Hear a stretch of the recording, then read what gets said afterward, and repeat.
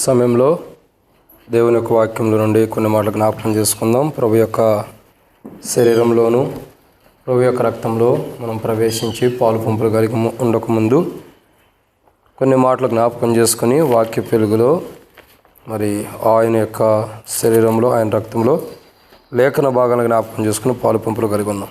రండి. సమయంలో దేవుని వాక్యాన్ని చూసినట్లయితే ప్రకటన గ్రంథం 4వ అధ్యాయం మొదటి వచనం.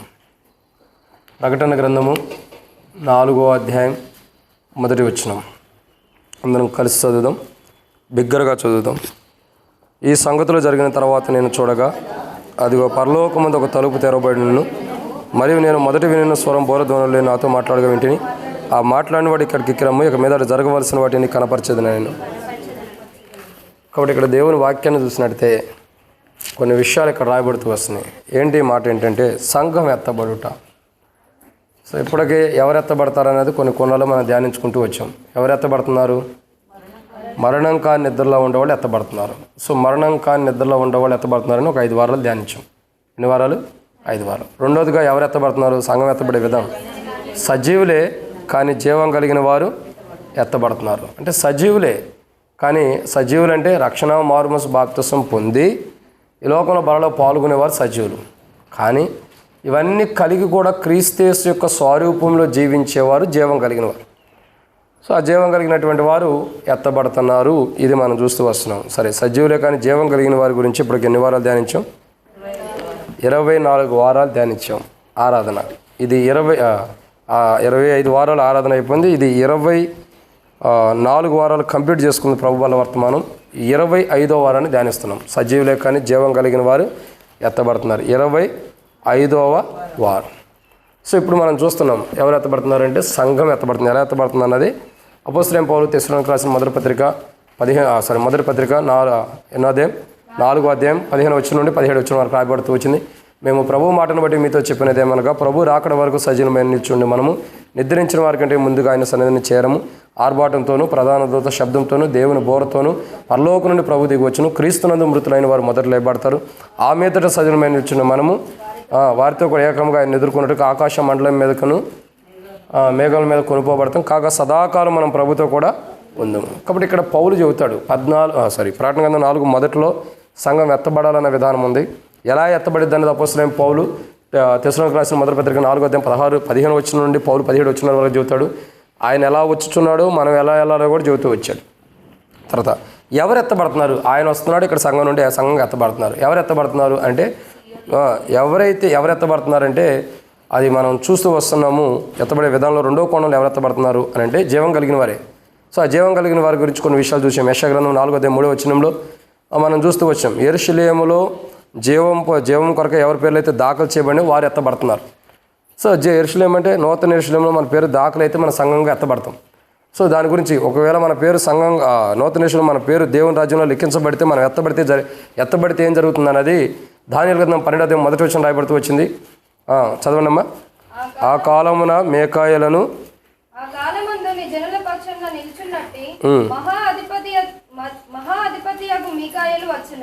అప్పుడు నీ జనులు రాజమా కూడిన కాలం మొదలుకొని ఈ కాలము వరకు ఎన్నటికి కనుగొనంత ఆపద కలుగును. అయితే నీ జనులలో గ్రంథమునందు దాఖలైన వారెవరో వారు తప్పించుకుంటారు. చాలు. కాబట్టి ఇక్కడ రాయబడుతున్న మాట ఏంటంటే ఎవరి పేరైతే నూతన యెరూషలేములో జీవం కలిగిన వారని లిఖించబడుతుందో వాళ్ళు ఏం చేయబడుతున్నారు? రాబోతున్న గొప్ప ఆపదల నుండి తప్పించబడుతుంది. తద్వారా ఏం జరుగుతుందండి? సంఘముగా మనం ఎత్తబడతాం. అంటే మనం ఎప్పుడైతే ఆయనలో జీవం కలిగిన వారికి ఉంటామో, మన పేరు ఎప్పుడైతే నూతన యెరూషలేములో జీవం కలిగిన వారని లిఖించబడుతుందో మనం ఏం చేయబడతాం? అప్పుడు సంఘముగా మనం ఎత్తబడతాము. భూమి మీదకి జనులు రాజ్యంగా కూడుకున్న కాలం మొదలుకొని ఇప్పటివరకు కలిగినంత గొప్ప ఆపదలు రాబోతున్నాయి. వాటిలో నుంచి మనం ఏం చేయబడతాం? తప్పించబడి సంఘముగా ఎత్తబడుతూ వస్తాం. సో ఇక్కడ మనం చూస్తున్నమాట. ఒకవేళ విడవబడితే జరిగేది ఏంటి అంటే భూమి మీద జనులు రాజ్యంగా కూడుకున్న కాలం మొదలుకొని ఇప్పటివరకు కలిగినంత గొప్ప ఆపదలు రాబోతున్నాయి. సో అవి ఎక్కడి నుంచి రాబోతున్నాయి, ఎలా రాబోతున్నాయి చాలా చూస్తున్నాము. ఇప్పుడు చూసే మాట ఏంటంటే ప్రకటన గ్రంథం 8వ అధ్యాయంలో 4 దూతల గురించి చూస్తూ వచ్చాం. మొదటి దూత బోర ఊదినప్పుడు రక్తంతో మిళితమైన వడగండ్లు, 2వ దూత బోర ఊదినప్పుడు పెద్ద అగ్ని వంటి కొండబడుతుంది, 3వ దూత బోర ఊదినప్పుడు దివిటీవలే మండుచున్న పెద్ద నక్షత్రం రాలుతుంది, 4వ దూత బోర ఊదినప్పుడు సూర్యుడు చంద్రుడు 3వ భాగంగా చీకటి కమ్ముతుంది, లైవైపోతుంది. 5వ దూత బోర ఊదినప్పుడు గొప్ప అగాధంలో నుండి పొగ పైకి వస్తుంది, పొగలో నుండి భూమి మీదకి మరి తేలు తూకగలిగిన మిడతలు వస్తున్నాయని మనం ధ్యానించుకుంటూ వచ్చాం. సో ఈ 5వ దూత గురించి అక్కడ చూస్తున్నాం. ఈ 5వ దూత పొగల నుండి భూమిపైకి వచ్చిన తేలు తూకగలిగిన మిడతలు ఒక ఇమాజినేషన్లో ఇలా ఉంటాయి, కన్ఫర్మ్ కాదు. సో ఈ యొక్క తేలు తూకగలిగిన మిడతల గురించి చూస్తున్నాం. ఇవి మానవ రూపం కలిగినవి, యుద్ధానికి సిద్ధపడినటువంటి గుర్రముల్లాగా ఉంటాయి ఇవి. సో ఇలాంటివి తేలు తొక్కగలిగినటువంటి మిడతలు. ఇవి కుడితే మానవుడికి దాదాపు 5 నెలల పాటు ఏముంటాయి, 5 నెలల పాటు నొప్పులు బాధలు ఉంటాయి. కానీ ఆ దినాల్లో మానవుడు చచ్చిపోవాలన్నా చావడం. ఎందుకు చావడం? అది ఆ బాధను నొందాలే తప్పక, ఆ బాధను అనుభవించాలే తప్పక మానవుడు అనేది చచ్చిపోడు. ఎందుకంటే బైబిల్ రాయబడుతూ వచ్చిన ప్రకటన 9లో మరణం ఏం చేస్తుంది? అది అంటే 5 నెలల పాటు ప్రపంచంలో ఏ మానవుడికి మరణం రాకుండా మరణం పారిపోతుంది. అర్థమవుతుందండి? ఏ మూలను చూసినా మానవుడు చచ్చిపోడు. కానీ 5 నెలల పాటు ఏం చేయాలా? 5 నెలల పాటు బాధించబడతామే తప్ప 5 నెలల పాటు ప్రపంచంలో ఏ మానవుడికి మరణం రాదు. ఎందుకు రాదంటే ఆ తేలుతో కలిగినటువంటి మిడత కుట్టినప్పుడు 5 నెలల పాటు నువ్వు బాధించబడాలి. కాబట్టి మరణం మానవుల దగ్గర నుంచి పారిపోయింది అన్నది బైబిల్లో మనం చూస్తూ వస్తున్నాం. సో అయితే ఇప్పుడు గమనించాల్సిన కోణం ఏంటంటే, ఆయన ముద్ర మన నొసల్లో ఎందుకు ఉంటుందారా అంటే, ఎవరి ముద్ర అయితే అదే రాయబడుతూ వచ్చింది కదా. ప్రకటన గ్రంథం 9:4 వచనంలో ఏమని రాయబడుతూ వచ్చిందండి? ఈ గొప్ప ఆపదల నుండి ఎవరు తప్పించబడతారు చూడండి. ప్రకటన గ్రంథం 9:4 వచనం. మరియు నొసలు యందు దేవుని ముద్ర లేని మనుషులకే తప్ప భూమిపైన ఉన్న గడ్డికైనను ఏ మొక్కలకైనను మరి ఏ వృక్షములకైనను హాని చేయకూడదని వాటికి ఆజ్ఞ ఇయ్యబడింది. అంటే ఇక్కడ అర్థం ఏంటంటే, ఎవరు తప్పించబడుతున్నారంటే తమ నొసలు యందు దేవుని ముద్ర కలిగినటువంటి వారు. అంటే ఇక్కడ గమనించాలి, సంఘం ఎత్తబడిన తర్వాత విడవబడిన వారిలో, దేవుని కొరకు ప్రత్యేకించబడిన వారిలో, దేవుని ముద్ర కలిగి ఉన్న వారికి, ఆ కలిగి లేనటువంటి వారికి ఆపద ఉంది. కానీ కలిగి ఉన్న వారికి కాదు. ఆ కలిగి ఉన్న వారికి ఏం మేలుంది, కలగని వారికి ఆపద ఉంటూ వస్తుంది. సో ఇక్కడ ఏమంటాడంటే, ఆ దేవుని ముద్ర అని రాయబడుతూ వచ్చింది. ఇంపార్టెంట్ దేవుని ముద్ర. సో ఈ దేవుని ముద్ర గురించి గత వారం కూడా ఇంతకుముందు కూడా చెప్తూ వచ్చా. ఇప్పుడు చూసేమాట ఏంటంటే, ఆయన ముద్ర వేసాడు. ఆయన ముద్ర దాని గురించి చూసినట్టయితే యోబు గ్రంథం 14:17 మనం చూస్తూ వచ్చాం. ఆయన ముద్ర గురించి ఏమనుంది?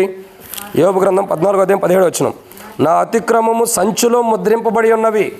సో సంచిలో అంటే ఆయన సంచిలో మన అతిక్రమములు ముద్రించబడి ఉన్నవి అనేది లేఖన భాగాలు మనం సెలవిస్తున్నాయి. ఏమైనా సెలవిస్తున్నాయండి? మన అతిక్రమంలో ఆయన సంచిలో ముద్రించబడి ఉన్నాయి. కాబట్టి ఆయన సంచిలో ముద్రించబడి మన అతిక్రమలు ఉన్నాయి. మన అతిక్రమలు ఆయన సంచిలో ముద్రించబడి ఉండటం ద్వారా జరిగేవేంటి? 7 విషయాలు చెప్పాం. మొదటిది ఏంటి? చదవండి, పెద్ద చదవండి. భూమి మీద ఉన్న ధూళి కొట్టుకుపోయినట్టు, భూమి మీద ఉన్న మట్టి కొట్టుకుపోయినట్టు కొట్టుకుపోతున్నాం. 2 పడిపోయిన పర్వతము లాగా ఏమవుతున్నాం మనం కూడా. 3 4 5 6 అధికమైన ఆలోచనలు ఉంటాయి. 7 అది. సో మానవుని యొక్క జీవితం చూడగా 700 అనుభవాన్ని మనం చూస్తూ వస్తున్నాం. ఈ 700 అనుభవాన్ని బట్టి, మానవుల్లో ఉన్న అతిక్రమాన్ని బట్టి 700 అనుభవం ఉంటుంది. దీని ద్వారా మానవుడు నష్టపోతున్నాడు. ఇలా ఈ అనుభవాలు బట్టి నష్టపోకుండా, అసలు ఈ అనుభవాలు ఎందుకు వస్తున్నాయి మానవుల్లోకి? 700 అనుభవాలు అంటే ఆ సంచిలో అతిక్రమాలు ముద్రించడం ద్వారా. అతిక్రమాలు తీసేస్తే మానవుడికి రావు కదా. అందుకే యేసు ప్రభువు కలువరిశిలో ప్రాణం పెట్టి చనిపోయి తిరిగిలేటం ద్వారా అతిక్రమాలు ఏవైతే ఉంటే ముద్రించబడి దేవుని తండ్రి యొక్క సంచిలో, దేవుని దగ్గర ఉండే సంచిలో ముద్రించబడినటువంటి అతిక్రమంలో ఆయన తీసి కడిగేయడం ద్వారా ఇవి మన జీవితాలకు రాకుండా ప్రభు కాపాడుతూ వచ్చాడు. ఆయన కలువరిశిల రక్తం ద్వారా కడగడం ద్వారా. సరే, ఇప్పుడు చూసేటటువంటి ఒక మాట ఏంటి? మాట ఏంటి అని అంటే, చూడండి, దేవుని వాక్యాన్ని చూసినట్టయితే ఆయన ముద్రించినటువంటి అతిక్రమములు ఎలాంటివి? ఓ రకంగా చెప్పాలంటే, ఆయన సంచిలో ముద్రించబడి ఉన్న అతిక్రమముల ద్వారా జరిగేవేమిటి? చూడండి, అంతకుముందు ఆరాధనలో ఆయన మన అతిక్రమములు ముద్రించి ఆయన సంచిలో ఉంచడం ద్వారా ఏం జరుగుతున్నాయో చూస్తున్నాం కదా. ఏం జరిగినాయో చూస్తూ వచ్చాం. ఏం జరుగుతున్నాయి. ఇప్పుడు చూసేమాట ఏంటంటే, ఆయన మన అతిక్రమములు ముద్రించి ఆయన సంచిలో పెట్టినటువంటి అతిక్రమములు ఎలాంటివి? అర్థమవుతుందండి?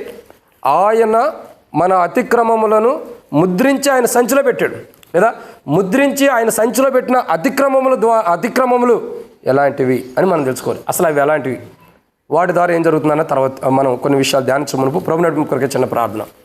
మమ్మల్ని మిక్కిలిగా ఎక్కువగా ప్రేమించిన ప్రియ పరలోకపు తండ్రి, మీకు వందనాలు. ఈ సమయంలో కొన్ని లేఖన భాగాల వాక్యం ధ్యానించబోతున్న సాయం చేయండి. దాసుడి కన్ను యజమానుడి వైపు చూస్తున్నట్లు, దాసుడి కన్ను యజమానుల వైపు చూస్తున్నట్లు మా కన్ను మీ వైపు వీక్షిస్తున్న మీరే సహాయం గురించి మహిమ పొందండి.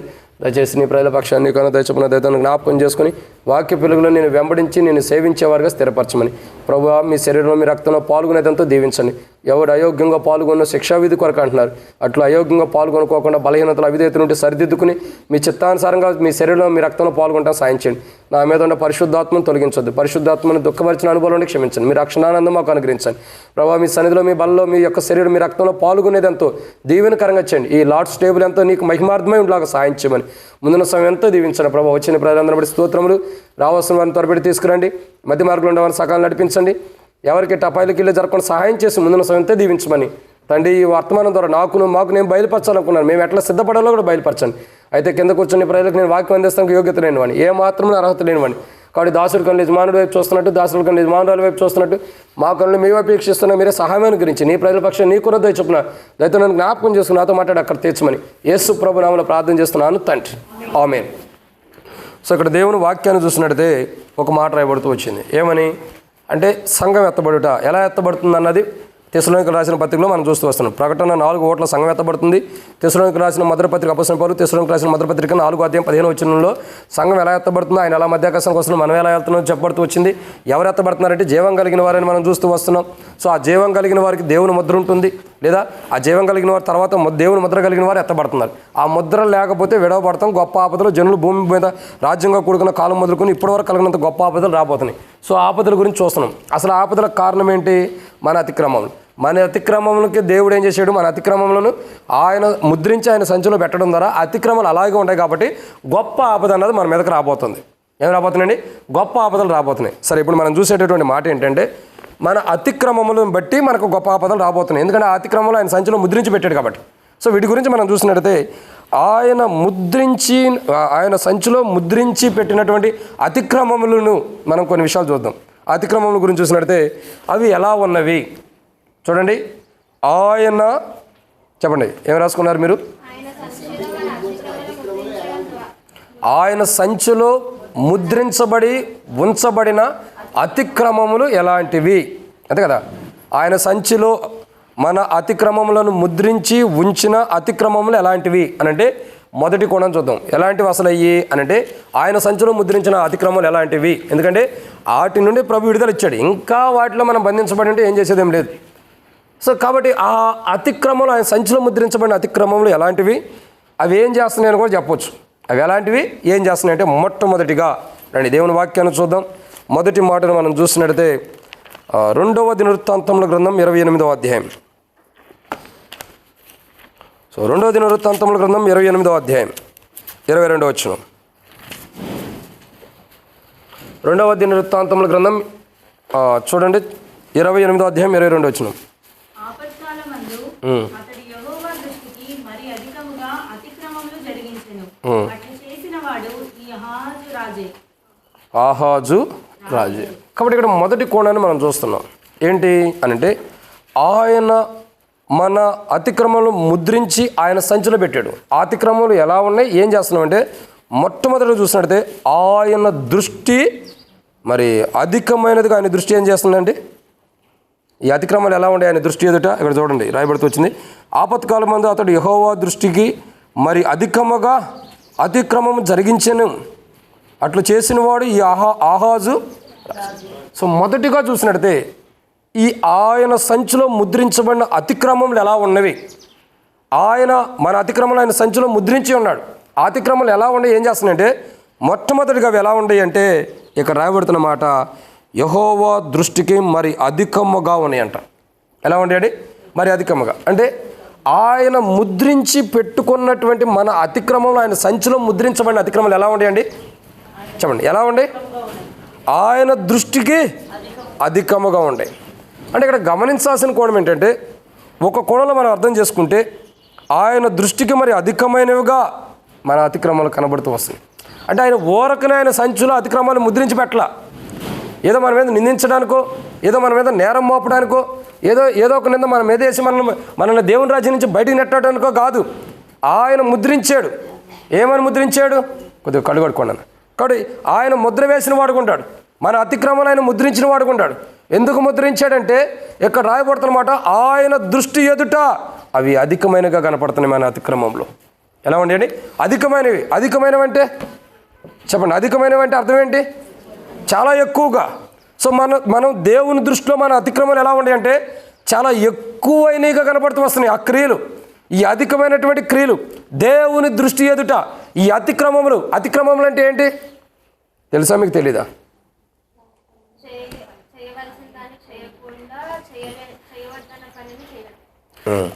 అతిక్రమములు అంటే అర్థం ఏంటంటే చేయాల్సిన పని చేయకోకుండా చేయకూడని పని చేయటమే అతిక్రమములు అంటే. సో ఇప్పుడు మనం చేసే పనులు ఏంటి? దేవుని సన్నిధిలో దేవుని దృష్టిలో ఏ పనులు చేయాలో ఆ పనులు, దేవుడు చేయాలనుకున్న పనులు, దేవుడు మన ద్వారా జరిగించాల్సిన అనుకున్న పనులు మనం చేయకోకుండా,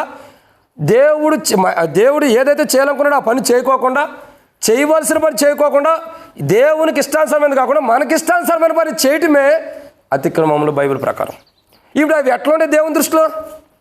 ఇప్పుడు ఏ అతిక్రమలు అయితే మనం చేయాల్సిన పని చేయకుండా పని చేస్తున్నామో అవి మన దృష్టిలో బాగానే ఉంటున్నాయి, అవి మన దృష్టిలో చక్కగానే ఉన్నాయి, మన దృష్టిలో చూడగా బాగా కనపడుతున్నాయి. చాలా వరకు మనం గమనించాల్సింది ఏంటంటే ఒకరిని ఎదుట తన మార్గం ఎలా ఉంటుంది బైబిల్ సెలవిస్తుంది. ఒకరిని ఎదుట తన మార్గం సరైనదిగా కనపడుతుంది అంటే దేవుని దృష్టికి వచ్చేదానికి ఎలా ఉంటుంది? అది అతిక్రమములుగా కనపడుతున్నాయి. అంటే మన ఎదుట మన మార్గం సరైనదిగా ఉంటుంది, మనం వెళ్ళే మార్గం సరైనది, మనం నడిచే మార్గం సరైనది, నేను వెళ్ళే మార్గం కరెక్ట్ అయిందని మనం అనుకుంటాం. తుదుకు అది ఏడో దారి చేస్తుందంటే మరణానికి దారి చేస్తుంది. సో ఇక్కడ గమనించాల్సిన విషయం అదే. మన అతిక్రమంలో ఆయన సంచులు ఆయన ముద్రించి ఉన్నాడు. ఆయన సంచిలో ముద్రించబడిన మన అతిక్రమములు ఎలాంటివి? అవి ఏం చేస్తున్నాయంటే మొట్టమొదటిగా అవి దేవుని దృష్టి ఎదుట అధికమైన అతిక్రమాలు ఉన్నాయి. తద్వారా ఈ అతిక్రమణలు అధికమైన ద్వారా ఏం జరుగుతుంది? మన జీవితానికి అంత నష్టం. అసలు అతిక్రమం అంటే ఏంటి? ఏది చేయాలో అది చేయకోకుండా ఉండటం, చేయాల్సిన పని చేయకోకుండా చేయకూడని పని చేయటమే అతిక్రమాలు అంటే. మన జీవితాల్లో ఆయన దృష్టి ఎదుట, ఆయన చూస్తున్నప్పుడు ఆయన దృష్టి ఎదుట మనం ఏదైతే చేయాల్సిన పనులు చేయకోకుండా చేయకూడని పనులు చేసామో అవే ఆయన సంచిలో ముద్రించబడిన అతిక్రమములు. అందుకే ఇక్కడ రాయబడుతూ వచ్చింది కదా, ఏమని రాయబడుతూ వచ్చింది? ఈ మందిరమును పరిశుద్ధపరిచి ఉన్నాను, నా దృష్టి నా మనసు ఎల్లప్పుడూ. అంటే ఆయన దృష్టి ఎక్కడ ఉంటుంది? ఆయన మందిరంలో. ఇంకా ఆయన దృష్టి ఎక్కడ ఉంటుంది? ఎక్కడ ఇద్దరు ముగ్గురు ప్రార్థన చేస్తారు, ఎక్కడ ఇద్దరు ముగ్గురు కలిసి దేవుని బిడ్డలు మాట్లాడుకుంటూ వస్తారో వారి దగ్గర ఆయన చెవి ఏం చేస్తారు? చెవేసి ఆలకిస్తాడు, చూస్తూ వస్తాడు. అంటే అర్థం ఏంటి? ఆయన దృష్టి సాతాను మీద లేదు. మీరు గుర్తుపెట్టుకోండి, సాతాన్ని ఆల్రెడీ ఓడించాడు, ఇంకా సాతాను మీదకి ఎందుకు వెళ్ళాలా? ఇంకేమంటాడు? సాతాన్ని మీ కాళ్ళ కింద శీఘ్రముగా.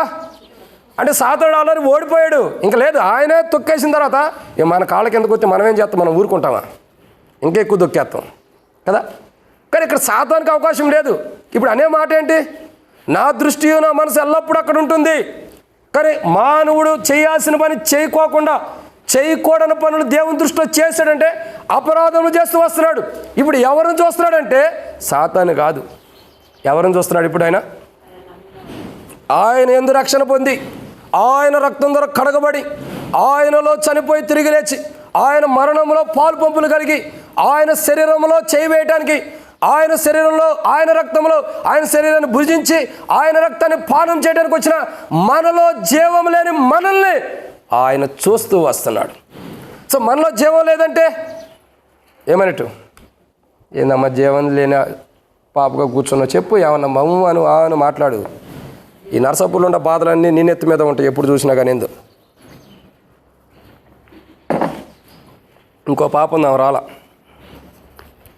ఆమెకు కూడా అంతే. నరసాపూర్లో ఉన్న బాధలన్నీ మీ నెత్తి మీద ఉన్నట్టుంటాయి. ఏదక్క మీ పాప? వీళ్ళిద్దరే. ఇక ఈ సంఘంలో ఎప్పుడు చూసినా ఏదో బాధలు ఉంటారు. ఏం బాధ చెప్పమ్మా, బల దగ్గర నన్ను ప్రార్థన చేస్తాం. సంతోషంగా ఉండాల్సింది పోయి బాధల్లో ఉంటాం. సరే, అది మీ ఎవరైనా తర్వాత చూద్దాం. ఇక్కడ గమనించాల్సిన కోణం ఏంటంటే ఆయన దృష్టి ఎదుట మన అతిక్రమలు అధికమైనగా కనపడుతున్నాయి. సో ఎప్పుడైతే చేయకూడని పనులు చేస్తూ చేయాల్సిన పని చేయకోకుండా ఉంటామో అప్పుడు ఆ పనులన్నీ ఆయన ఎదురు కనపడుతున్నాయి. నువ్వేం చేయాలి? ఇప్పుడు నేను చెబుతానండి, ఇప్పటి వరకైనా బాత్రూమ్ నీళ్ళు పెట్టారా మీరు? ఆరాధనలో చెప్పా, గుర్తు చేశా కూడా, అది అపరాధం అని కూడా చెప్పా. పెట్టారా? మరి మీరు చేయాల్సిన పని చేశారా? అదే అపరాధం అంటే. దేవుని మందిరంలోనే కాదు, దేవుని మందిరానికి వెలుపట కూడా మనం చేయాల్సిన పని చేయకోకుండా దాన్ని అశ్రద్ధతో పక్కన పడేసి చేయకూడని పనులు మనం ఎప్పుడైతే చేస్తామో అవే దేవుని దృష్టి ఎదుట అతిక్రమములు, అధికమైన అతిక్రమములు. ఈరోజు మన జీవితాలు మనం పరిశీలించుకోవాలి. నువ్వైనా నేనైనా ఎవరైనా ఆల్ ఆర్ ఈక్వల్, అందరూ సమానులే. ఇక్కడ పులిపెట్ట మీద కూర్చున్న నేను కానీ, ఆ కుర్చీల మీద కూర్చున్న మీరు కానీ, కింద కూర్చున్నవారు కానీ ఎవరికెవరు తీసేయడానికి లేదు. అందరూ సమానమైన వారమే. ఒక్కొక్క స్థానం దేవుడిచ్చిన స్థానాన్ని బట్టి అక్కడ కుర్చీలో కూర్చుంటారు, వృద్ధాప్యాన్ని బట్టి. ఇక్కడ సేవకుడిగా నేనుంటాం, మధ్యలో మీరు విశ్వాసులు కింద కూర్చుంటారు. కానీ ఆల్ ఆర్ ఈక్వల్, అందరూ సమానమే.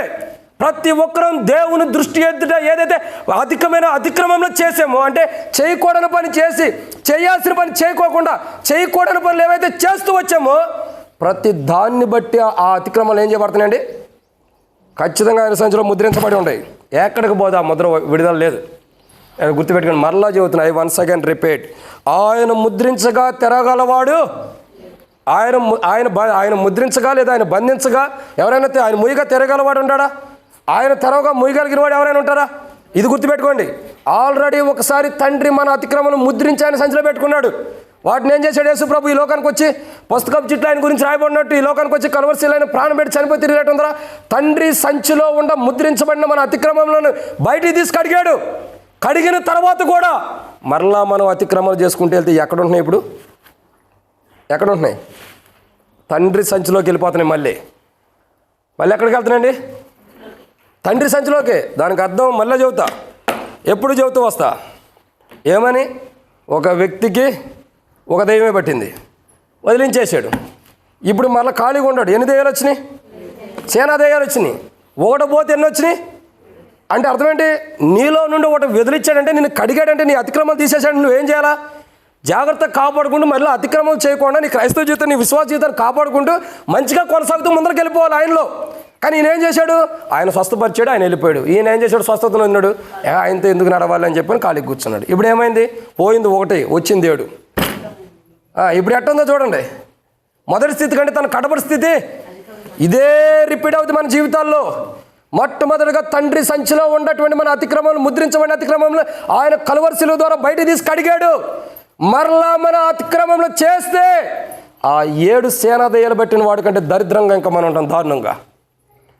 అప్పుడు మన అతిక్రమాలు తొలగించబడతాయా? ఆయన దృష్టి మందిరంలో ఉంది, ఆయన దృష్టి మన మీద ఉంది, ఆయన దృష్టి మన కన్నుల మీద ఉంది. అలాంటప్పుడు ఆయన దృష్టి మన మీద ఉన్నప్పుడు, మనం అతిక్రమంలో చేసినప్పుడు, ఆయన దృష్టిలో చేసిన పని చేయకోకుండా దాన్ని పక్కన పడేసి చేయకూడని పనులు చేసినప్పుడు ఆ అతిక్రమంలో ఆయన దృష్టిలో లిఖించబడి ఉంటాయా లేదా? భూమి తన చుట్టూ తన గుండ్రంగా తిరుగుతుందా లేదా? భూమి తిరుగుతుందా? సూర్యుడు తిరుగుతున్నాడా? భూమి తిరుగుతుంది, సూర్యుడు తిరగట్లా. సరే, సూర్యుడు కూడా తిరుగుతున్నాడా? మరి చంద్రుడక ఆయన కూడా తిరుగుతాడు. నవగ్రహాలు తిరుగుతూ ఉంటాయి, దేవుడు కూడా తిరుగుతాడు కదా. మంచిది. అయితే ఎంత తెలుసో అంతే చెప్పగలుగుతారు. అట్లా చెప్పడం కూడా మంచిది, మాకు కూడా కొద్దిగా మైండ్ ఫ్రీ అయ్యింది. సో ఇక్కడ గమనించాల్సిన కోణం ఏంటంటే ఆయన దృష్టి ఇంపార్టెంట్. నేనేం చెప్తానంటే ఇక్కడ ఏదైతే ఆయన అతిక్రమం తండ్రి సంచిలో, మన అతిక్రమం ఏదైతే తండ్రి సంచిలో ఉండో వాటిని తొలగించాడు ఆయన కలువరిశిలువ ద్వారా. మరలా చేస్తే మళ్ళీ సంచిలోకి వెళ్ళవా? ఒక దెయ్యం వదిలించినప్పుడు మరి మరలా దెయ్యాలు రాకుండా, ఆయన దగ్గర రాకుండా ఆడే ఉండయా? దెయ్యాలు వచ్చినాయా లేవా? సేన దెయ్యాలు వచ్చినాయి లేవా? అంటే ఇక్కడ అర్థం ఏంటి? ప్రభు మన అతిక్రమం తీసేసాడంటే మనం అతిక్రమం లేని వారుగా రాకుండా కాపాడుకోవాలి. మరలా మనం అశ్రద్ధతో ఉంటే ఏం జరుగుతుంది చెప్పండి? అశ్రద్ధగా ఉంటే ఏం జరిగింది? మళ్ళీ వస్తాయి అతిక్రమములు. వన్స్ ఒకసారి విజిటింగ్ చేసి వెళ్తాయి, ఎట్టుండవు బాగుండవా, కొద్దిగా పర్లా, మళ్ళీ వస్తూ ఉండి జాగ్రత్తగాని ఎల్లెం కాసిన తీసుకొస్తాయి. ఇప్పుడు ఒకటి కాదు, ఇక్కడ ఏమంటాడంటే మనం చూసినట్టు 2వ దినవృత్తాంతముల గ్రంథం మనం చూసినట్టు 22 వచనంలో ఆపత్కాలంలో అతడు యెహోవా దృష్టికి మరి అధికముగా అతిక్రమం చేశాడు. అంటే చిన్నవి కాదు, 1-2 కాదు, అంటే ఒకటో అతిక్రమం ఒక కోణం ఉంటే దాన్ని విడిపిస్తే ఇప్పుడు అధికమైన అతిక్రమాలు చేస్తున్నారంట మనుషులు. అది విచిత్రం కాదు? నీకు కొన్ని అతిక్రమాలు ఉంటే ఆయన సిలువ ద్వారా నిన్ను కడిగేశాడు, అతిక్రమాలు తొలగించేశాడు. ఆ సంచిలో ఉన్న ముద్రించబడిన అతిక్రమాలు బయట తీసి కడిగేసేసాడు. కడిగిన తర్వాత ఇప్పుడు ఎట్లా ఉన్నారు మనుషులు? మొదటి స్థితి కంటే పెద్దగా చెప్పండి అక్క, చెవుడు ఉంది. మొదటి స్థితి కంటే ఇప్పుడు కడపడి స్థితి దారుణం అయిపోయింది. మొదట 10 అతిక్రమములు ఉంటే ఇప్పుడు 100 అయినాయి. ఒక మాటలో చెప్పాలంటే ఇప్పుడు మన స్థితి మొదటిది బాగుందా, ఇది బాగుందా? మొదటిదే బాగుంది. ఇప్పుడు బాప్తిసం పొందకముందు బాగుందా, బాప్తిసం పొందిన తర్వాత బాగుందా? చెప్పడానికి మన నోటికి ఏముండాలా మీకే తెలుసు. పొందకు ముందే బాగుంది, పొందిన తర్వాత ఎక్కువైపోయిందంట. ఆ జీవితమే బాగుంది అంటే ఇప్పుడు దీన్ని బట్టి మనం బలలో పాల్గొనడానికి కూడా మనం యోగ్యం కాదు. అదే బాగుంది కదా బాప్తిసం పొందక మునిపే. అంటే బాప్తిసం పొందక మునుపు నువ్వు 2 అపరాధం చేస్తే నీవైనా నేనైనా, పొందిన తర్వాత 10 చేస్తున్నావు. పొందక ముందు నువ్వేం చేసావో అవన్నీ ఒక్కసారి కలువరిసిలో రక్తం ద్వారా 20-30 సంవత్సరాలైనా నువ్వు ఎన్ని సంవత్సరాలు ప్రభుని ఎరగకపోయినా ఒక్కసారికి నువ్వు ఒప్పుకుంటే నీ అతిక్రమాలను ఒకేసారి కడగబడతాయి. కానీ ఇప్పుడు చేసే అతిక్రమంలో ముద్రిస్తున్నాడు ఆయన. ఏం బానివ్వడు, ఓసారి కడిగాడని 10 సార్లు అడుగుతాడు అనుకోవాకండి. ఆయనకి ఓర్పు సహనం అన్నది కొంతవరకే పెట్టుకుంటాడు. సహిస్తున్నాడు, ఓర్చుకున్నంత వరకు ఓర్చుకుంటాడు. తిరిగి ఆయన యుద్ధం చేస్తే చాలా కష్టంగా ఉండేది. ఇప్పుడు అదే జరగబోతుంది. ఆయన అతిక్రమం ఏం చేశాడు? ముద్రించిన అతిక్రమం కుమారుడు తీసుకున్నాడు. నా తండ్రి వాళ్ళు అతిక్రమం బట్టి నరకానికి వెళ్తారు వద్దయ్యని బతినాడి సిలువ కార్యం చేయటం ద్వారా తండ్రి దగ్గర నుంచి బతినాడు తీసుకుని అతిక్రమాలు కడిగేశాడు. విజ్ఞాపన చేసి తీసుకుని కడిగేశాడు. ఇప్పుడు ఏం జరుగుతుంది? మరలా అతిక్రమాలు చేస్తూ ఉంటే మరలా యేసు ప్రభు వచ్చి సిలువ వేయబడాలా? లేదు. మన అతిక్రమాలు ఏమవుతాయి? ఒకసారి క్షమించబడిన తర్వాత అతిక్రమాలు లిఖించబడుతున్నాయి. ఏది చేయాలో నువ్వు ఆ పని చేయకోకుండా, చేయకూడని పనులు దేవుని మందిరం వెలపటైనా నువ్వు చేసినప్పుడు ప్రతి ఒక్కటి దేవుని ఎదుట లిఖించబడుతున్నాయి. ఆయన సంచిలో ముద్రించబడుతున్నాయి. ఇక ఎవడో తీసేయడానికి లేదు, ఎవరు తీసేయడానికి అవకాశం లేదు. తీసేయాల్సిన వాడు ఒక అవకాశం ఇచ్చాడు. దావీదురాజు అంటాడు, అయ్యా నీ రక్షణానందం మరలా నాకు అనుగ్రహించు అంటున్నాడు. ఎందుకు ఆ స్థితికి వచ్చాడు దావీదురాజు? రావాల్సినంత అవసరం ఏంటి? ఒకసారి నీ అతిక్రమణ ప్రభు తీసివేశాడు కదా, మరలా నువ్వు తప్పెందుకు చేసావు? చేయకూడని పనులు ఎందుకు చేస్తున్నావు? ఆ చేయకూడని పనులు చేయబట్టే కదా మరలా నాకు రక్షణానందం ఇవ్వమని అడుగుతుంది. నువ్వు అలా అడగాల్సిన స్థితి కాదే. నువ్వు అడక్క మునిపే నీకు బిరుదులు ఇచ్చాడా లేదా? నువ్వు అడక్క మునిపే నీ బిరుదులు ఇచ్చినప్పుడు నీ అతిక్రమాలు కూడా తీసేశాడు కదా. నువ్వు అడక్కోకుండానే, నువ్వు అడక్కముందే నీ కొర శిలువలో చనిపోయాడా? నువ్వు అడిగిన తర్వాత చనిపోయాడా? నీవు నేను అడక్కముందే ఆయన చనిపోయాడు కదా. మరి అలాంటి అప్పుడు మన అతిక్రమం మొదట ఆయన తుడిచివేయడానికి ఇష్టపడినప్పుడు మరలా మనం అతిక్రమం చేసి ప్రభు శరీరం ప్రభు రక్తం దగ్గరికి వచ్చి పాల్గొంటే మనలో జీవం లేదు, గొప్ప ఆపదలు మన మీదకి రాబోతున్నాయి. అది గుర్తుపెట్టుకోవాలి. ఫస్ట్ ఇది. సెకండ్ రండి, ఆయన చెప్పండి, ఆయన సంచిలో ముద్రించబడిన మన అతిక్రమముల గురించి అవి ఎలాంటివి, ఏం చేస్తున్నాయి? మొట్టమొదటి ఏం చేస్తున్నాయి, ఎలాంటివి?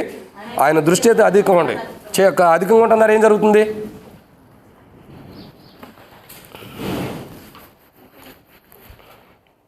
అధికంగా ఉంటుందారా ఏం జరుగుతుంది? రాసుకున్న వాళ్ళు అట్ట చూస్తున్నారు, రాసుకున్న వాళ్ళు అట్ట చూస్తున్నారు, కత్తి నిద్రపోతున్న వాళ్ళు అట్టగా చూస్తున్నారు, మేలుకున్న వాళ్ళు అట్టగా చూస్తున్నారు. నేను ఏమేమి చెప్పాలా? సరే, దేవుని కొందనాడు. ఈ పాయింట్ దేవునికి ఇచ్చేద్దాం. 2వ పాయింట్ నుంచి అన్న గుర్తుపెట్టుకోండి, సరేనాక? 2వ పాయింట్ రండి. దేవుని వాక్యాన్ని చూసినట్టయితే 2వ కోణం రండి. దేవుని మాట చూసినట్టయితే యోబు గ్రంథం 35వ అధ్యాయం 6వ వచనం. యోబు గ్రంథం 35వ అధ్యాయం 6వ వచనం. త్వరగా ఉందా అసలు 35వ అధ్యాయం? ఉందమ్మా? మంచిది, చదవండి. 35వ అధ్యాయం 6వ వచనం. నీవు పాపం చేసినను ఆయనకు నీవేమైనా చేసిదివా? నీ అతిక్రమములు విస్తరించినను ఆయనకు నీవేమైనా చేసిదివా? చాలు. ఇక్కడ 2వ కోణం, ఆయన సంచిలో ముద్రించబడిన అతిక్రమలు మొదట కడిగివేయబడ్డాయి. రెండోసారి అతిక్రమాలు ఎలా ఉన్నాయి? మొట్టమొదటిగా ఎలా ఉంటుందని అనుభవం? ఆయన దృష్టి ఎదుట అధికమైనవి ఉంటున్నాయి. ఆయన దృష్టి ఎదుట అధికమైనవి అంటే చేయాల్సింది చేయకూడని పనులు చేస్తూ ఆయన దృష్టిలోనే అధికమైనవి అంటే ఎక్కువ అపరాధం ఏం చేస్తున్నాము? ఎక్కువగా చేస్తూ వస్తున్నాం. అతిక్రమంలో అంటే మనకిష్టమైన అతిక్రమం చేస్తున్నాం, ఆయనకి ఇష్టమని కాదు. రెండోదిగా చూసినట్టు ఏం జరుగుతుంది ఇక్కడ అని అంటే, 2వ విషయం ఆయన ఎదుట, 2వ విషయం ఏంటి? ఆయన ఎదుట విస్తరించిన అతిక్రమం అంటే ఎలాంటివండి? ఆయన ఎదుట విస్తరించినవి. ఒకటేమో ఆయన దృష్టికి మరి అధికముగా ఉండే ఈ అతిక్రమంలో, రెండోదేమో ఎలా ఉండేయండి? ఆయన ఎదుట విస్తరిస్తున్నాయి అంట. అంటే ఎవరు విస్తరించాలి అసలు? యోబు గ్రంథం రాయబడుతూ వచ్చింది, నువ్వు కుడివైపునకు ఎడమ వైపునకు వ్యాపించదు అని రాయబడుతూ వచ్చింది. అబ్రహాముతో దేవుడు చెబుతాడు, నీ సంతానం భూమి మీద ఇసుక రేణువులవలే విస్తరింపజేసేదని అన్నాడు. అసలు మనం దేనికి విస్తరింపజేయబడాలా? దేవుని ఆశీర్వాదాన్ని పొందుకుని దేవుని కొరకు విస్తరింపజేయబడాలి. కానీ ఇక్కడ దేనికి విస్తరించబడుతున్నాయి? అతిక్రమములు అతిక్రమించే విషయాల కొరకు విస్తరించబడుతున్నాయి. ఏంటండి? అతిక్రమములు అతిక్రమించే విషయాల్లో విస్తరించబడుతున్నాయి. అసలు విస్తరించాల్సింది ఎవరు? మనం. ఏ విషయంలో విస్తరించాలా? ఆశీర్వాదం విషయంలో. ఏ విషయంలో విస్తరించాలా? గర్భఫలం విషయంలో విస్తరించాలి. ఏ విషయంలో విస్తరించాలా? బహుమానాల విషయంలో విస్తరించాలి. మరి ఎందుకని మనం విస్తరించలేకపోతున్నాం? కారణం ఏంటి? గర్భఫలం విషయంలో ఎందుకని విస్తరించలేకపోతున్నాం? బహుమానాల విషయాలు ఎందుకని విస్తరించలేకపోతున్నాం? ఆత్మీయ స్థితిలో ఎందుకని విస్తరించలేకపోతున్నాం? దైవికమైన క్రమంలో ఎందుకని విస్తరించలేకపోతున్నాం? మనం ఉన్న ప్రదేశంలో ఎందుకని దైవికమైన క్రమంలో విస్తరించలేకపోతున్నాం అంటే అతిక్రమములు సంచిలో లిఖించబడి ముద్రించబడి ఉన్నాయి. ఒక్కసారి కడిగి వేయబడిన అతిక్రమాలు కాకుండా మరలా మనం అతిక్రమం చేస్తూ వెళ్తున్నాం కాబట్టి ఆ అతిక్రమలన్నీ కూడా అధికమైన రీతిలో విస్తరిస్తున్నాయి కాబట్టి ఆయన సంచిలో ముద్రించబడి ఉన్నాయి. ప్రియుడా, ఒక విషయం గుర్తుపెట్టుకోవాలి. మనం వ్యాపించాల్సింది మన క్రియల విషయాల్లో వ్యాపించాలి. మనం వ్యాపించాల్సింది మన ప్రవర్తనలో. మనం వ్యాపించాల్సింది దైవికమైన ఆత్మీయ స్థితిలో వ్యాపించబడాలి. మనం వ్యాపింపబడాల్సింది బహుమానాల విషయాల్లో, పరసంబంధమైన బహుమానాల విషయంలో. మనం వ్యాపించబడవలసింది గర్భఫలం విషయంలో. మనం వ్యాపించబడవలసింది దేవుని ఆశీర్వాదాలు మన కుటుంబం, మన పిల్లల మీద. సో ఇవేవి మన జీవితాలు ఎందుకు రావట్లేదు చెప్పండి? ఈ ఆశీర్వాదాలు ఎందుకు రావట్లేదు? ఎందుకని మనం విస్తరించట్లేదు? ఎందుకని మనం ఆశీర్వాదం విషయంలో విస్తరిస్తలా? ఒక్కసారి దేవుడు ఆశీర్వదించాడంటే మళ్ళీ ఆశీర్వదించట్లే దేవుడు. ఎందుకని చెప్పండి? కారణం ఏంటి? ఎందుకంటే మనం విస్తరించబడడం కారణం ఏంటంటే మన అతిక్రమలు విస్తరిస్తున్నాయి. మన నీతి క్రియలు కాదు, మన విశ్వాస జీవితం కాదు. సో అతిక్రమంలో విస్తరించడం ద్వారా, అతిక్రమంలో అధికమైనగా ఉండటం ద్వారా దేవుని కార్యాలు మనలో తక్కువ ఉండే, మనలో అధికమైన విస్తరిస్తున్నాయి. మనలో ఏం విస్తరిస్తున్నాయి? అతిక్రమాలు విస్తరిస్తున్నాయి. దేవుని దృష్టి అయితే మన అతిక్రమంలో అధికమైన కానీ తక్కువ కావట్లా. దేవుని దృష్టి ఎదుట మన అతిక్రమాలు విస్తరిస్తున్నాయి కానీ అవి ఆగిపోవట్లా. అసలు ఆల్రెడీ అతిక్రమాలు తీసేశాడు. అతిక్రమం అంటే ఏంటి? మరలా అడుగుతున్నా. అతిక్రమం అంటే అర్థం ఏంటి? చేయాల్సిన పని చేయకోకుండా చేయకూడని పని చేయటమే అతిక్రమం అంటే. ఇవి ఎలా ఉండే చెప్పండి? దేవుని దృష్టిలో అధికంగా ఉంటున్నాయి. అంటే చేయాల్సిన పనులు చేయట్లా, చేయకూడని పనులు అధికంగా ఉంటున్నాయి. ఇంకా అతిక్రమాలు ఎలా ఉన్నాయి? చేయాల్సిన పనులు చేయకోకుండా చేయకూడని పనులు విస్తరిస్తున్నాయి ఎక్కువ. పని తక్కువ గోల ఎక్కువ అంటారు ఆంధ్రలో. ఏమంటారు? పని తక్కువ. చూడండి, గోల చేసేవాడు పని చేయడు, పని చేసేవాడు. మీరు చూడండి, ఎక్కడైనా వ్యవసాయం పొలంలో కూలికి వెళ్ళినప్పుడు, వ్యవసాయ పొలంలో కూలి చేసేది పని చేసేటప్పుడు నాటేసేవాళ్ళు కానీ, ఆకులు నారుమడి తీసేవాళ్ళు కానీ, లేదంటే ఇప్పుడు మిషన్లు వచ్చినాయండి. ఒకప్పుడు ఎవరైనా సరే రే ఇజ్జేరా అనేవాడు పని చేయడు, పని చేసేవాడు పైకి లేచి అరవడం.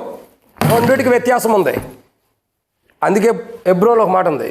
ఏమన్నదంటే ఇప్పుడు చెప్పలేండి, చెబితే మీరు అందరూ మళ్ళీ అది అపార్థం చేసుకుని భోజనం చేయకుండా వెళ్తారు. చెప్పమంటారా? మీరు అపార్థం చేసుకోరుగా? చేసుకున్నా నేను చెబుతాలేండి. ఏమంటారంటే పనివాడు జీతానికి పాత్రుడు. దేని పాత్రుడండి? పని చేయని వాడు భోజనం చేయకూడదని రాయిపోయి ఉంటుంది అక్కడ.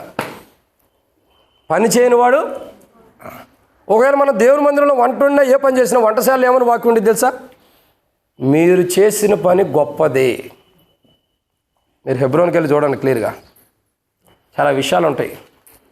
ఇక్కడ ఏ విషయం ఏంటంటే మనం అర్థం చేసుకోవాల్సిన విషయం, మనం విస్తరించే విషయాల్లో ఆత్మీయంగా విస్తరించాలి. మన అతిక్రమాలు కదా, ఆల్రెడీ తీసేసాడు, ఇంకా మళ్ళీ అతిక్రమాలు ఉండకూడదు. అవి వస్తున్నాయి అంటే అర్థం ఏంటి? విస్తరిస్తున్నాయి. నేను అందుకే చెబుతున్నా, పని చేసేవాడు గోల్ చేయడు, అరవడు, అరిసేవాడు పని చేయడు. ఇప్పుడు బాప్తిసం ట్యాంక్కి కడుతున్నాం, అన్న ఈ రాయి నేను అంటున్నాను అనుకో, నేను పని చేయను. ఒకళ్ళు ఇవ్వసరలా, నేను వెళ్ళి తెచ్చుకుని పెడతా ఉంటే నాతో పాటు ఇంకా అనేకలు పెడతా ఉంటారు. అది పనిచేసేవాడు విధానం. అది అక్కడ ఉంది, ఇది ఎక్కడ ఉంది. మనం రాజులమైనట్టు వాళ్ళు బొట్లు అయినట్టు చెబుతాం. మనం పనిచేసేవాడు ఎప్పుడూ కూడా చెప్పడు, చెప్పేవాడు పని చేయడు. వ్యత్యాసం ఉంది. ఇక్కడ విస్తరిస్తుంది ఏంటంటే, మనమేమో ఆత్మీయంగా విస్తరించేసాము, ఆత్మీయులు అని చెప్పుకుంటాం, పని తక్కువ గోల ఎక్కువ. ఆత్మీయంగా విస్తరించే విషయాలనేమో తక్కువ ఉన్నాము. బయట అయితే మేము ఎంత గొప్పగా విశ్వాసాల జీవితంలో ఉన్నాము. ఇంకా మన విశ్వాసం చూస్తే వందే భారత్ ట్రైన్ కూడా ఆగిపోనంగానే ఆగిపోయింది. జెట్ స్పీడ్లో వెళ్ళేది కదా వందే భారత్ ట్రైన్ కూడా. ఏం చేసేది? ఆగిపో అనగానే ఆగిపోయేది. అవును, మనం యెహోషువ వాళ్ళం కదా, సూర్యుడా నువ్వు గిబ్యాలు ఆగు, చంద్రుడా నువ్వు అక్కడ ఆగమనగానే ఆగిపోతారు. గొప్ప యెహోషువ వాళ్ళం మనం. యెహోషువ వాళ్ళు కాదు, ఏం కాదు. ఇక్కడ మన విశ్వాసం అలా ఉండిద్ది. ఎందుకు పనికిరానిదే? ఆయన దృష్టి ఎదుట. తర్వాత విస్తరిస్తున్నటువంటి అతిక్రమములు. మన క్రైస్తవ జీవితంలో ఆశీర్వాదం విషయంలో, దీవెన విషయాల్లో, గర్భఫలం విషయంలో, బహుమాన పరసంబంధమైన బహుమానాలు పొందుకునే విషయంలో విస్తరించాలి తప్పక అతిక్రమముల విషయాల్లో మనం ఎప్పుడూ కూడా విస్తరించకూడదు. ఎప్పుడైతే విస్తరిస్తామో పరలోక రాజ్యానికి వెళ్ళడానికి ఉండదు. వెళ్ళినా కానీ ఇక్కడ బహుమానం వెళ్ళలే, అసలు వెళ్ళేదేముంది, ఇంకా ఏం బహుమానాలు ఏమి ఉండవు. ఎందుకంటే గొప్ప ఆపదలు మన కొరకు పొంచి ఉంటాయి, సిద్ధంగా ఉంటాయి. ఇవన్నీ కమన్ టు మీ, నా దగ్గరికి రండి అని ఈ పిలుస్తున్నాయి. అర్థమవుతుందండి?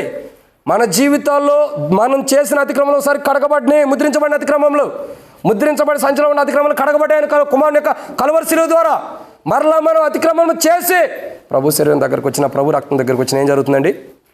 ఆ అతిక్రమంలో ఏమవుతున్నాయి? విస్తరిస్తున్నాయి. ఒకప్పుడు నువ్వు చేసిన అతిక్రమాలు ఎక్కడుండే? ఆ సంచిలోనే ఉండే. ఇప్పుడు ఏమవుతుందండి అంటాం కదా, నా గిన్నె నిండి ఇప్పుడు బరుతుంది, బాగా వెళ్ళిపోతున్నాయి, ఇక విస్తరిస్తున్నాయి. నువ్వు ఎన్ని విస్తారమైన అతిక్రమణలు చేస్తావో అంత విస్తారంగా నీ అతిక్రమణలు క్షమించడు సుమి. ఒకేసారి క్షమించే పదాలు కాదు. తెలియగలిగిన వాళ్ళు ఏమంటారంటే, ఆమె విస్తార పాపాలను ప్రభు క్షమించాడుగా, నేను విస్తారంగా చేసిన అతిక్రమణలు క్షమిస్తాడు. ఒక్కసారి క్షమించాడు, పద్దాలు క్షమించాడా? మనసు ఒకసారి ఆమె కూడా బ్రతుకు మార్చుకుంది. ఎట్లాంటి ఆమెనా సరే ఆమె గురించి చెప్పాడు, నా మరణ భూస్థాపన నిమిత్తమై మొదటే చేసింది కాబట్టి సర్వలోకులు ఎక్కడ సువార్త ప్రకటించినా ఈ మాధుర్యం అక్కడ కనపడిద్ది అన్నాడు. అది మార్పు చెందిన అనుభవం. ఒక్కసారి అతిక్రమణలు క్షమించాడంటే మనం చేయకోకుండా ఆగటం అంటే అదే మార్పు చెందిన అనుభవం. కానీ ఎక్కడ చూడగా ఎలా ఉండాలండి? ఆయన దృష్టి ఎదుట అతిక్రమం చేస్తున్నారు. తర్వాత అతిక్రమాలు ఏమవుతున్నాయి? విస్తరిస్తున్నాయి. ఆ అతిక్రమంలో ఎలా ఉంటాయి? ఆగిపోయినాయి కాదు, కొంతతో ఉండే కాదు, అసలు విస్తరించాల్సింది మనం దేవుని ఆశీర్వాద విషయాల్లో, ఆశీర్వాదంగా ఇంకా చెప్పాలంటే ఆత్మీయ విషయాల్లో విస్తరించాలి. ఆత్మీయ విషయంలో విస్తరించడం అంటే అర్థం ఏంటి చెప్పండి? ఆత్మీయ విషయంలో విస్తరించడం అంటే అర్థం ఏంటి చెప్పండి అక్క? ఆత్మీయ విషయాల్లో విస్తరించడం అంటే ఒక కోణంలో చెప్పమంటారా? ఇప్పుడు జ్యోతక్క ఉంది, మంచి ఆత్మీయురాలని మనం అంటాం. కానీ ఆ ఆత్మీయురాలు చెప్పాల్సింది ఆ ఇంటోళ్ళు, ఆ ఇంటి చుట్టుపక్కల వాళ్ళు. మనం కాదంటే మనం ఏంటి, సంఘంలో ఉంది కదా, మందిరం ఉంది, అనపోతే ప్రాబ్లం అయిద్దని రేపు మందిరానికి రాదని అంటాం. ఎవరైనా సరే మంచి ఆత్మీయురాలు అంటాం. వెనక ఆత్మీయ స్థితి ఏముంది అది ఇది అనుకుంటాం. మన ఆత్మీయ స్థితి చెప్పాల్సిన వాళ్ళు ఎవరు చెప్పాలి? మన ఇంటి వాళ్ళు, తర్వాత మన ఇంటి చుట్టుపక్కల వాళ్ళు. అక్కడ విస్తరించబడుతుంది. వాళ్ళు వెళ్ళి నీ ఇంటి వాళ్ళ కంటే కూడా నీ ఇంటి చుట్టుపక్కల వాళ్ళు, ఫలానా జ్యోతి చాలా ఆత్మీయురాలు, దైవికమైన క్రమంలో ఉండేది, ప్రార్థనా జీవితం కలిగిన ఆమె, మాకు కష్టం వస్తే ప్రార్థన చేసింది, మాకు బాధ వస్తే ప్రార్థన చేసింది, ఏ రోజు కూడా గల్లీలో గొడవాడదాం, చాలా మంచి ఆమె అంటే అది మంచి సాక్ష్యం. అది విస్తరించడం విశ్వాస జీవితంలో, ఆత్మీయ జీవితంలో విస్తరించడం అంటే అది, దైవికమైన క్రమంలో విస్తరించడం అంటే అది. నీ ఇల్లు దాటి బయటకు కూడా వెళ్ళి మంచి పలుకు నీ గురించి పలకడమే విస్తరించడం ఆత్మీయ స్థితిలో. అట్లా కాదని చెప్పి ఓహో ఆ జ్యోతమ్మ రోజు గొడవడిద్ది, ఆ గల్లీలో ఎవరిని వదిలిపెట్టదు, అందరితో గొడవడిద్ది. సాక్ష్యం ఎలా ఉంటుంది ఆలోచించండి. ఆ నోళ్ళే నువ్వు మంచి అంటాయి, ఆ నోరులే నువ్వు చెడ్డవంటాయి. కానీ ఆ నోరు నిన్ను చెడ్డదనకూడదు. నువ్వు ఎంతమంది చేసినా చెడ్డ అనేవాళ్ళు కొంత బ్యాచ్ ఉంటారు, వాళ్ళని పక్కన పడేయడం, వాళ్ళు అసలు లెక్కన పెట్టుకోవద్దు. నువ్వు మంచి మార్గంలో వెళ్ళాలా.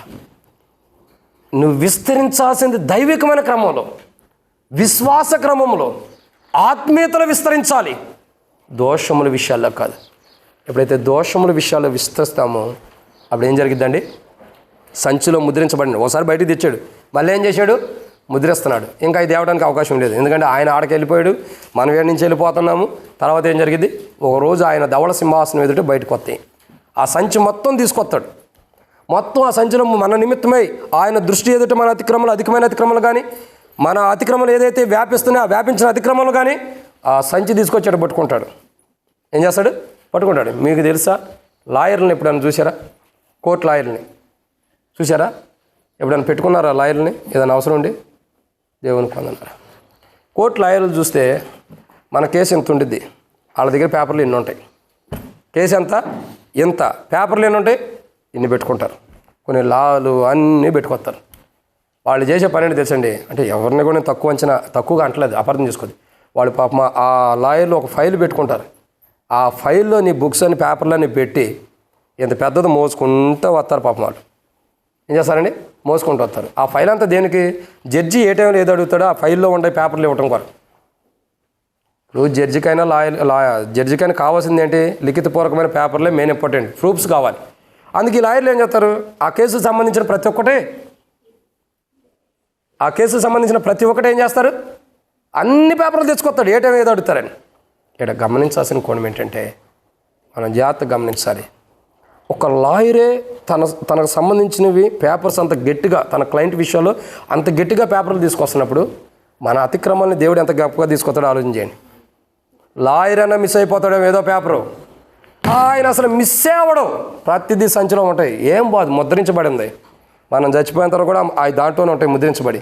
ఓ రోజు ధవళ సింహాసనం ఎదుటికి వెళ్ళినప్పుడు ఇట్లా తీసుకొచ్చి పెడతాడు, రా చూసుకొని సంచి అంటాడు.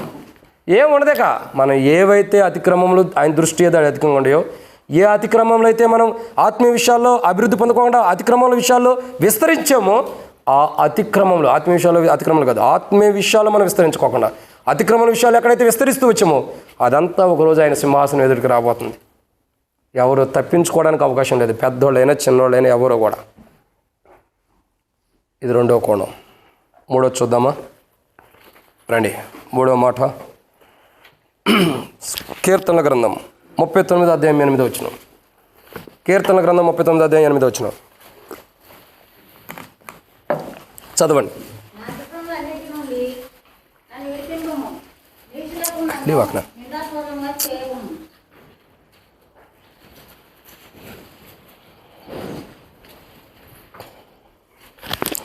సో కాబట్టి ఇక్కడ చూస్తున్న ఎన్నో మాట అండి ఇది, మూడోదిగా ఏం రాయబడుతూ వచ్చింది,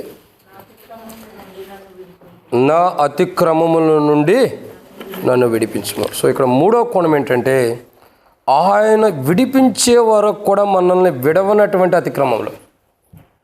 ఈ అతిక్రమంలో ఎలాంటివి అండి, ఆయన విడిపించేంతవరకు కూడా మనల్ని విడవనటువంటి అతిక్రమములు. చూడండి అతిక్రమల గురించి ఎంత దారుణంగా ఉందో.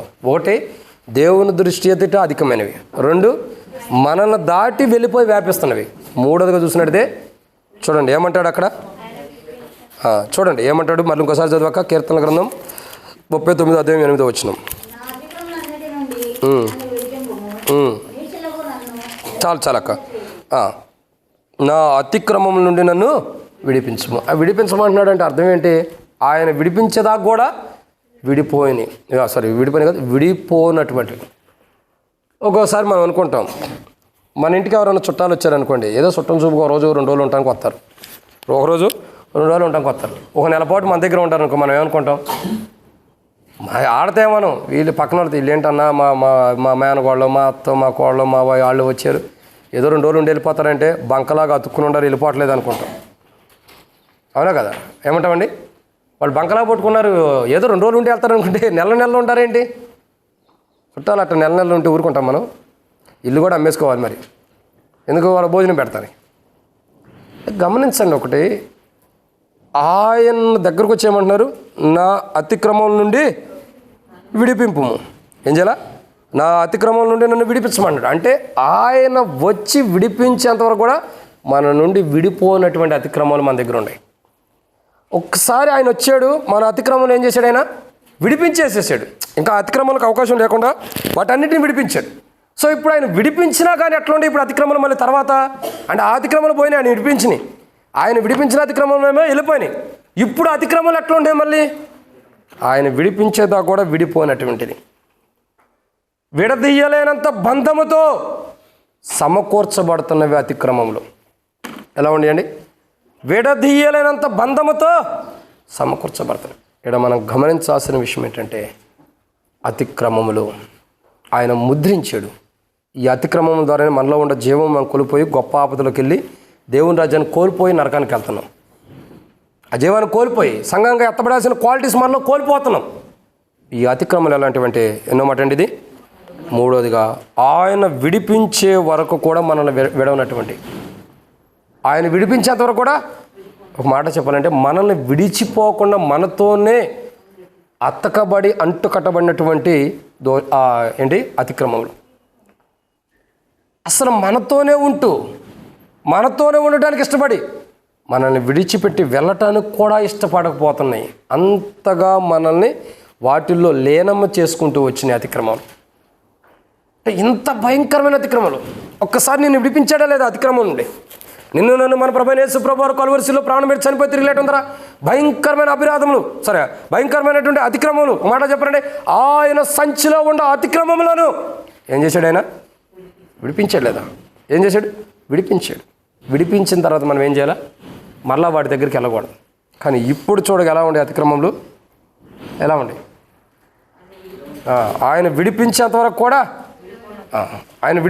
కూడా విడవనటువంటివి అంత భయంకరమైన స్థితిలో ఉంటూ వస్తున్నాయి. కాబట్టి ఈరోజు మనం గమనించాల్సింది ఏంటంటే అతిక్రమములు. సో మన జీవితాల్లో మనం ఏం చేయాలంటే అతిక్రమములు అనేవి మనల్ని విడిచిపోకుండా మనతోనే ఉండే అతిక్రమాలు కొన్ని ఉన్నాయి. ఏంటంటే మనల్ని విడిచిపోకుండా, అంటే మన దగ్గర నుంచి దూరంగా వెళ్ళిపోకుండా, మనల్ని కాదనుకోకుండా మనతోనే ఉంటూ మనతోనే జీవించే కొన్ని అతిక్రమాలు ఉన్నాయి. అవి మనల్ని విడిచిపెట్టి వెళ్తా. కాబట్టి ఈరోజు మనం గమనించాల్సిన కోణం ఏంటంటే అతిక్రమములు ఏం చేయాలా? మనల్ని విడిచిపెట్టిపోవాలి. కానీ కొన్ని అతిక్రమాలు ఎలా ఉంటాయంటే మనల్ని విడిచిపెట్టి వెళ్తలా. అవి మనతోనే ఉంటాయి. ఎప్పటి వరకు ఉంటాయంటే మనం ప్రభు దగ్గరికి వెళ్ళేంతవరకు, మనం ప్రభుతో ఉండేంతవరకు, మనం ప్రభు దగ్గర నివసించేంతవరకు మనతోనే ఉంటాయి. అతిక్రమంలో మనతోనే ఉంటాయి. ఈరోజు మనం గమనించాలి, మనం చేసిన అతిక్రమాలు మన దగ్గర నుంచి వెళ్ళిపోయినాయా? మనం చేసిన అతిక్రమాలు మనకు దూరంగా ఉండయా లేదా మనతోనే ఉండయా అన్నది మనం ఒకసారి పరీక్షించుకోవాలి. ఒకవేళ మనం చేసిన అపరాధంలో మనం చేసిన అతిక్రమాలు మన నుండి విడిపోతే మనం ధన్యులు. విడిపోకపోతే మన జీవితానికి ఎంతో నష్టం తెచ్చుకునే వారికి ఉంటాం. ఇది ఎన్నో మాట అండి? 3. 4 విషయాన్ని చూద్దామా? ఇప్పుడు అతిక్రమాలు ఎలాంటి అంటే మనల్ని విడిచిపోకుండా మనతోనే అంటూ కట్టుబడి ఉంటున్నాయి. అలాంటి అతిక్రమాలు మనం కలిగి ఉంటే నష్టపోతాం. ఇది 3వ మాట. 4 విషయాన్ని చూద్దాం రండి. 4వ మాటను చూసినట్టయితే దేవుని వాక్యంలో నిర్గమాకాండం 23వ అధ్యాయం 21వ వచనం. నిర్గమాకాండం 23వ అధ్యాయం 21వ వచనం. నిర్గమాకాండం 23వ అధ్యాయం 21వ వచనం. ఆయన సన్నిధిని జాగ్రత్తగా నుండి ఆయన మాట వినవలెను. ఆయన కోపము రేపవద్దు. మీ అతిక్రమములను ఆయన పరిహరింపడు. చాలా కాబట్టి ఇక్కడ మనం చూస్తున్న 4వ కోణాన్ని చూస్తున్నాం. ఆయన ముద్రించిన మన అతిక్రమంలో, ఆయన సంచిలో పెట్టబడిన అతిక్రమాలు ఎలాంటివి, ఏం చేస్తున్నామంటే మొట్టమొదటిగా చూసినట్టయితే అవి ఆయన దృష్టి ఎదుట అధికమైనగా ఉండే. 2 ఆయన ఎదుట విస్తరించిన అతిక్రమలు. 3 ఆయన విడిపించేంతవరకు కూడా మన నుండి విడిపోనివి. ఆయన విడిపించేంతవరకు కూడా మన నుండి విడిపోని. కానీ ఆయన వచ్చాడు, విడిపించాడు, కానీ అవి ఇంకా మనల్ని అతుక్కుని ఉంటున్నాయి. మళ్ళీ వచ్చి అంటే ఇంకా అంటే ఆయన విడిపించిన తర్వాత కాదు, ఆయన విడిపించిన తర్వాత అవి పోయినాయి, మరలా వచ్చి మనల్ని అతుక్కుంటున్నాయి. ఇది 3 మనల్ని విడిచిపోవట్లా.